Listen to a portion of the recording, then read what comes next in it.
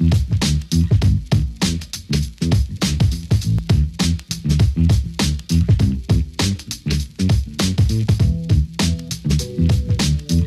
going to go ahead and get started. So welcome to another CybHER Conversations. My name is Katie Shuck, and I am CybHER's Chief of Strategy at Dakota State University.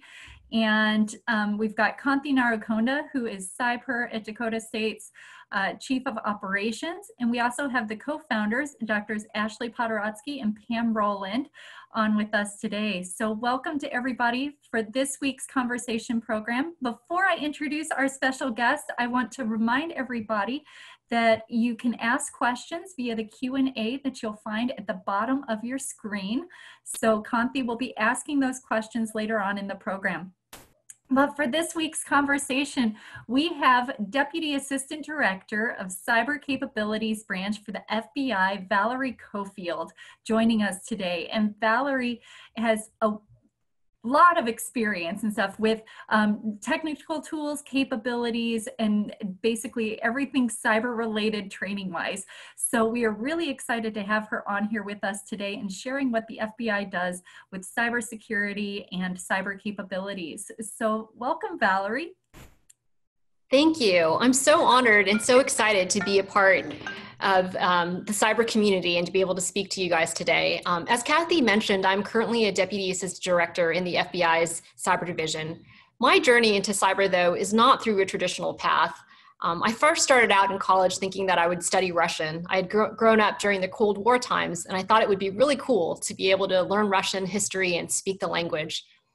After my freshman year in college, I decided to study abroad in Moscow, Russia. I was there during an incredible time in history. Russia was still a part of the Soviet Union when I first arrived, but shortly thereafter, there was a coup. Gorbachev resigned as the last head of the Soviet Union, and Boris Yeltsin became the first Russian president. I ended up extending my time in Russia and actually living there for 3 years instead of just 1. And it really took me personally living in the country to be able to learn to speak the language. But when I returned to the States, I realized that I sort of had my fill with Russian language, and I decided to completely change my directions in my studies.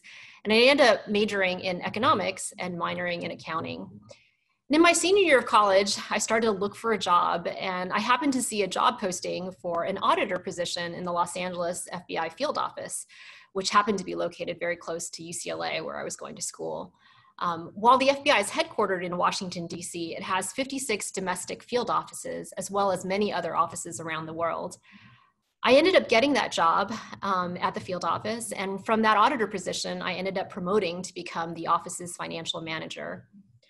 As a non-agent, for me to continue to promote, though, I needed to make the decision to move to FBI headquarters in D.C., and I was fortunate enough to be promoted into a position to head the finances of the FBI's Criminal Investigative Division in December of 2008. And I ended up moving from LA to DC. The FBI at its headquarters in DC is divided into 26 divisions, and those divisions are grouped into 6 branches. One of these branches is called the Criminal Cyber Response and Services Branch. After a couple of years of working at the criminal division, I was promoted to head the finances of this particular branch. And this was my first real introduction to cyber and understanding the FBI's role in cyberspace. And I was hooked, but not having a traditional background in cyber, it took me a little while to actually achieve my dream of working in FBI's cyber division. So from that role, I was able to promote and work for a different branch in the FBI called the Science and Technology Branch. And my position in the Science and Technology Branch allowed me to be involved in technology policy issues. And I got the opportunity to work on some really challenging policy issues that involve the intersection of law enforcement and technology policy. This experience gave me the opportunity to be a part of and be detailed to the Cyberspace Solarium Commission, which was a congressional commission whose strategy was to create a national cyber strategy to help prevent cyber attacks of significant consequences against the US. And I actually just completed my detail assignment from that commission 2 months ago, and I recently returned to the FBI, where I am in my new role as a Deputy Assistant Director, as Katie mentioned, of the Cyber Division, where I oversee all the technical, financial, and human capital resources for this division. While I really do enjoy my job, and it's been a dream of mine to work for the FBI Cyber Division, it can be tough at times to be the only woman in the room And more often than not, I am in mostly meetings with men. Not seeing people like myself in these settings, I can sometimes feel like I don't belong and I don't fit in. For those of you that are in middle school and high school, when you start taking computer science and higher level math classes, you might notice the same thing, that you're the only girl or only one of a few girls in the classroom, and it can be tough. It can be tough to raise your hand and to ask questions, especially when you might be doubting whether you even belong in the class at all. But I'm here to tell you that you do belong, but it will be tough at times. My daughter is starting her sophomore year as a computer science major in college, and it's hard because right now in the classrooms and in the workplaces for CS majors, they're mostly male dominated. I'm working hard to try to change that, and so is Katie, and so are all the other speakers that have been a part of the CybHER Conversations. We're doing our best, but it's gonna take some time. In the meantime, I don't want you to give up on your dreams, and I don't want you to be afraid to stand out and to ask questions if you don't understand the material. Some of your CS classes will be hard, and it'll be hard to raise your hand and ask for help. It can even seem embarrassing at times. You might feel like the dumbest person in the class when you were actually the bravest person, daring to ask the questions that everyone in the room has. And it's really the only way to learn. My daughter's in a really tough CS class right now, one that her academic advisor told her is tough, hard, and when you take this class, you should take a lighter load for the semester. She had her first lab assignment due in this class this past week, and she didn't understand the assignment at all. She felt so lost and so overwhelmed. How could she even ask a question like, I don't even know where to begin? That seemed too embarrassing. She was even doubting whether she should be a CS major at all. I encouraged her to go to the virtual office hours and to let the teaching assistant know that she was feeling overwhelmed and she didn't even know how to begin the assignment. She really thought that would be way too embarrassing, but begrudgingly she went to the office hour, and the TA did help her figure out how to start the assignment. But then as she started working on that assignment, she came across another roadblock. She didn't know how to proceed. How could she go back and ask yet another question? And I had to encourage her, it's okay to ask more questions. You would think that with each question she asked, it would get easier to ask another question, but in fact, the opposite was happening. With each question she asked, she felt embarrassed that she had yet another question to ask. Isn't this again affirmation that she didn't belong in the class or in the major? And I had to keep encouraging her, and she began to stop listening to those voices and persisted in asking her questions. She ended up having to go back and forth to the TA's office hours 7 times to complete the assignment.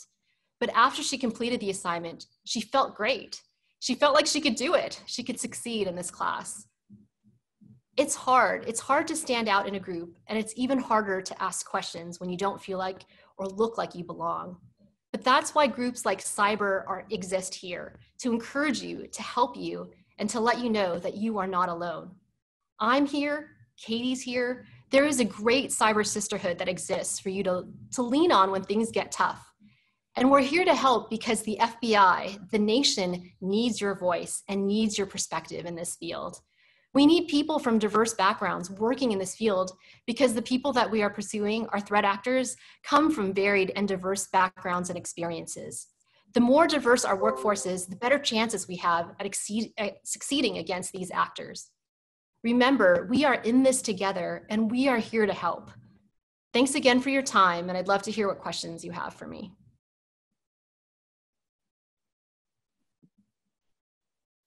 So thanks for that introduction, Valerie. I hear an echo. Does anybody hear an echo? I too hear the echo. Oh, wow. Well, go ahead. If you have questions, please feel free to ask them in the Q&A. And I'm going to start though here. Valerie, you talked a lot about just the different, like the fears, the getting over some of this. So the idea of being that only woman in the room. So can you tell us a little bit how or what do you personally do to get over or to build confidence in yourself when you are the only female?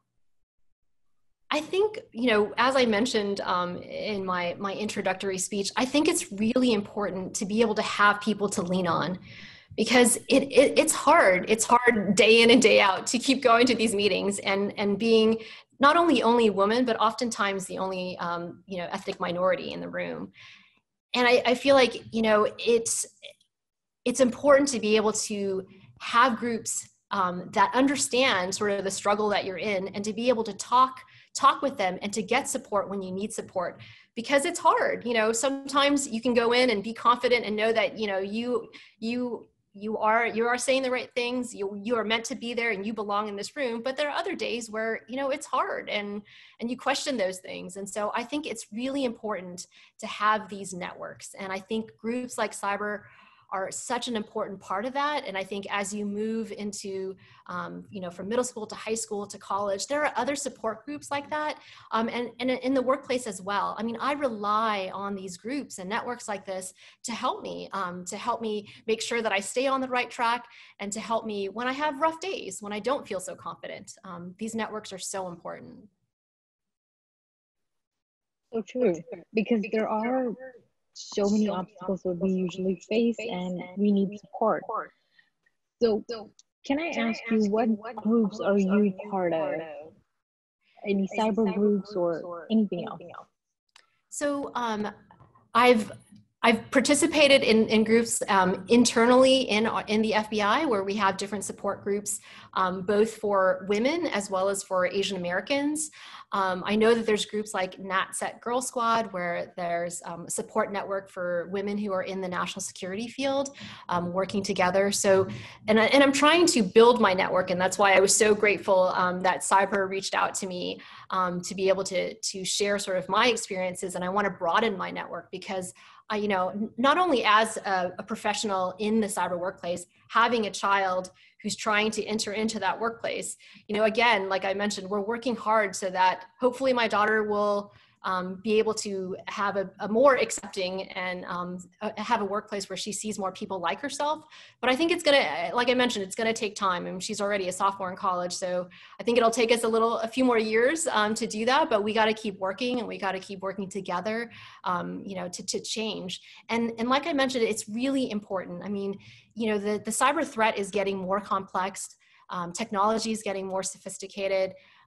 We really need to have a diverse workforce to really be able to be prepared to mitigate and meet that threat. So when you were introducing yourself, you said you took Russian. Do you still speak or converse in Russian? I do still speak a little Russian, and my husband actually and I met him when I studied abroad in Russian. He's American, but he speaks fluent Russian, and he still uses Russian in his work. So unfortunately, your language skills atrophy really quickly, especially your speaking skills, if you don't use them often, but your understanding usually stays a little bit longer. So I can understand Russian much better than I can speak it, but I probably can still speak it at around, like, I would say, an elementary school level. I couldn't have a sophisticated conversation in Russian right now. So do you think your experience with learning Russian has helped you with understanding global cyber threats? I do, and I really do encourage folks, if they get a chance to learn another language or to live abroad, because it really gives you a different perspective on, a different culture, and it actually makes you think differently, because when you really try to learn a different language, you have to, language and culture are so interwoven and so tied. So I feel like it's hard to learn a language and not try to understand aspects of the culture. And so I feel like trying to learn Russian and is inextricable from understanding their culture and how people there perceive things. And I think understanding and knowing those things really helps you, especially in the context of where I work now. Like it's each cyber actor and each cyber threat is unique, and there's not going to be one size fit all plan on how you mitigate the different threats. And so having a unique understanding of each of the actors is really important. So we see the FBI on TV. They're like this they do everything. They can do anything and everything. So how close is cyber at the FBI to what we see on the TV? Well, I think TV, you kind of wrap things up in an hour-long episode or maybe a 30-minute episode. So that's not realistic. But I think some aspects of what you see on TV are true. I mean, I think that especially when you talk about the cyber realm, I think most shows or episodes portray it as something that does transverse across the world, across the, they don't just emanate here in the US, right? Mostly cyber is such a unique threat where a lot of our actors are actually located abroad, even though, the US can be the victim of these threats. And what's really unique about what the FBI can do is because we are a dual-hatted organization, and what I mean by that is that we have national security authorities as well as criminal authorities, we're really in a unique position because oftentimes when you see a cyber attack, you really don't know much information yet of who's the actor behind the keyboards. Is it a nation state? Is it just a criminal actor? What's the motivation and purpose for the attack? And I feel like having both of those authorities really puts us in a unique position where if it turns out to be a nation state actor versus a criminal actor, we have those authorities and those networks both domestically with our interagency partners and internationally to work those threats. And the same is true on the law enforcement side. So as the Deputy Assistant Director for the Cyber Capabilities Branch, you get to coordinate and deploy so many different technical tools. Can you mention a few tools that we may have heard of, or are they, if they're top secret, then that's okay, but are there any tools that we may have heard of that you get to use or deploy? Unfortunately, most of the tools that we use and deploy, I wouldn't be able to talk about, but that, being able to provide our investigators with the technical tools that they need is a key part of my job. And really, I work together, in our cyber division, but also, the FBI is a big organization and we have lots of different technical components. I had mentioned that I was part of the science and technology branch. So we have what we call the operational technology division there. And so, we create our own specialized tools in cyber division, but we also work together with our counter divisions within the organization, as well as partnering up with our interagency colleagues and our international colleagues often. So, we're looking at similar threats and we want to make sure, and we have a finite amount of resources. So we want to make sure, if we need more information on a threat that we see, or we feel like we need a particular tool, we do try to work together and collaborate with our partners to see who might be in the best position to actually mitigate the threat and counter whatever we see the bad actor doing. How does your typical day look like? Like, what do you usually work on during the day? So a lot of what I end up doing is, working. It's challenging, I would say, in this COVID time, right? Where a lot of people are working remotely and it's hard to feel connected to people in the workforce. But that is really my job, is to help make sure that we connect the technical folks that I have, and I also have the financial and the human capital resources within the cyber division all housed in my branch, to make sure that we are providing our investigators with the tools and the resources to be successful in their investigations. And so it's constantly, it's a lot of communicating both here within the FBI and across our different divisions that I've mentioned, but also with our field offices. Like I mentioned, the FBI is really unique we have a huge geographic footprint. With our 56 field offices, with a lot of our offices, we even have, like for example, in LA, where I came from, we have what we call resident agencies. So I don't even know the statistic off the top of my head, how many other local offices that we have that are satellites to our main 56 field offices, on top of our international presence. And like I said, that's so important in cyber because most cases that we work on have at least one international connection, if not several. So before COVID then, obviously we can't travel now or travel very limitedly. Did you get to travel a lot as part of your job?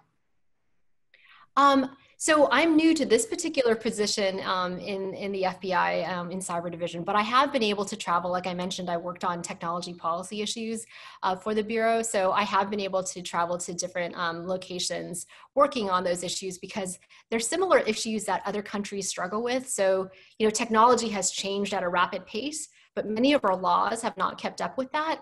And that's not unique to the United States. It's similar with our allied countries. The UK has similar issues. Australia has similar issues.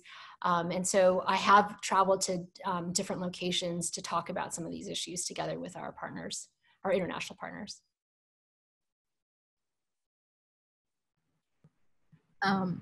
What are some of the best places to go to when abroad when learning about cybersecurity abilities and gaining more understanding about that? Best places to study abroad, to work abroad?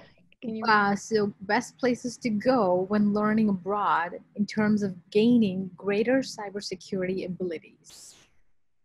Well, I think that there's, cybersecurity and cyber education right now is a hot topic across the country. And so I think, starting, hopefully there's been more and more progress too at the middle school and high school level of learning about these issues, and also joining different organizations, different clubs when you're in the middle school and high school level, like your robotics team, or there might be a coding, like Girls Who Code, outside organization that you can join. But then as you get to the collegiate levels, majoring in something like computer science or some of the technical fields is helpful, and it's definitely a need that an organization like the FBI has. And as far as a career path, getting to work for the FBI, we have an honors. We don't have anything yet for high school or middle schoolers, but we do have a collegiate honors intern program, which is really one of our main recruiting pipelines, where when you're a sophomore in college, you can apply to be an intern in the FBI, and it's a paid internship. And really, what's awesome about it too is if you get selected to be a part of it, you get a top secret clearance, and that's really difficult to do, and it's great to do it early in your life, and it helps you to kind of keep a sort of a lifestyle that you need to be able to maintain your top secret clearance. And then that's really usually what happens is through the honors internship program, if all goes well with your summer internship, we like to keep people on, and hopefully when you graduate, you could join the FBI. Awesome. So what kind of cyber career paths, or what do cyber career paths at the FBI look like? Or I know you mentioned you could apply to the intern program and then get recruited through that, but what other opportunities are there for people to join the FBI? So I think there's several pathways for cyber careers in the FBI. We have our special agent program, which usually you need to graduate from college and have 3 years of work experience. But if you've gone to graduate school, you could have 1 year. And especially if you're in the technical field, since that's a major hiring point for the FBI, you can avoid having to have the 3-year work experience. And so we have, the cyber agent career path. We also have what we call the computer scientist program. And that would be specific to people who are CS majors or computer engineer majors. And then we also have what we call, these are newer positions for the FBI, but not necessarily newer positions in cybersecurity, but we have what we call digital operations specialists and data analysts. So, not just in cyber division, but every aspect and every single investigation across the FBI has some sort of technical component to it. It's hard to commit a crime right now without having a computer or a phone or some sort of device involved in it. And so we need technical people across all of the different programs that we investigate crimes in to have technical experience. And so those are all sorts of different career paths that people can have, as well as traditional sort of information technology specialists. We have our own network and infrastructure, and we also need to protect and guard our systems. And so, we also have that as a career path as well within the FBI. So then are there any things a high school student can do then to join the FBI or start toward a path to getting into the FBI? So, there are a few of our field offices that offer what they call teen cyber team and academies. I can actually provide you guys a link to CybHER, where you guys could look at some of those field offices, some of those regional locations where that exists. And that really, it's usually a week long, and high school kids get exposed to some of the different ways that we go about investigating a cyber crime, a cyber criminal activity. And so it's really, it's a fun and cool experience. Unfortunately, we don't have it across all of our 56 field offices, but we do have it in some locations. And so I'll pass that on to you guys afterwards. That'd be great. Thank you. So, because you work or if anybody wants to work in the cyber division of the FBI, do they still get to go to the FBI Academy then? So if you become a special agent in the FBI, and actually we also have an intelligence analyst career path, and people can specialize in cyber in the IA career path as well. You do go to our Quantico, our FBI Academy there, and it's to be an agent. It's actually a 20-week program. It takes a long time because both you need to have physical fitness as well as, and again, I can send you guys a link to some of the qualifications of what it takes to become an FBI agent. And then additionally, in that link, there's probably going to be the qualifications to become an intelligence analyst as well. Did you have to go to the FBI Academy in Quantico? I did not, because I am neither a cyber agent nor an intelligence analyst. So I did not get to, I didn't go to the academy, but I've been there. I've seen it. It's cool. There's lots of, we have this fake city that we call Hogan's Alley that agents train in to practice, how they would go about a takedown. We've got some, it's a great career path for people that are interested in that. Cool. If you're able to, can you tell us what the most interesting cyber crime that you've ever worked on is?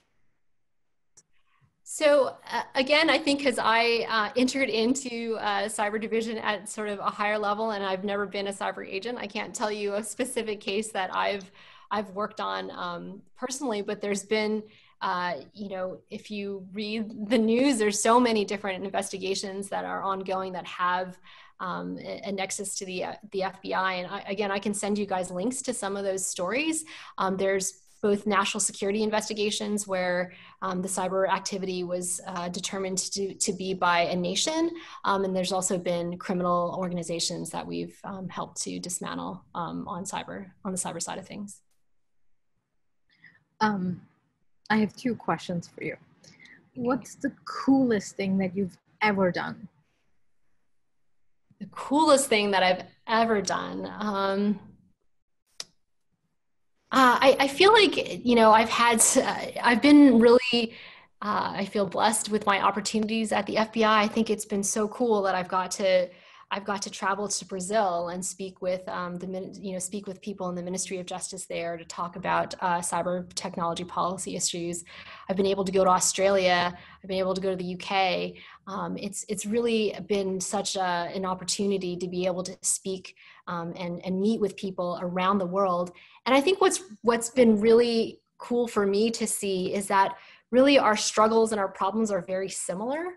I could be in Brazil, I could be in Australia, but some of the struggles that we have, with trying to investigate these cyber criminals is the same in these countries. And really, again, this is why we have events like this where we really do need more people in the workforce, and we need a diverse workforce to help us solve some of these really difficult challenges that we face here in our country, but people face all around the world.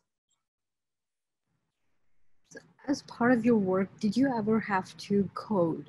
And if so, do you have a favorite coding language?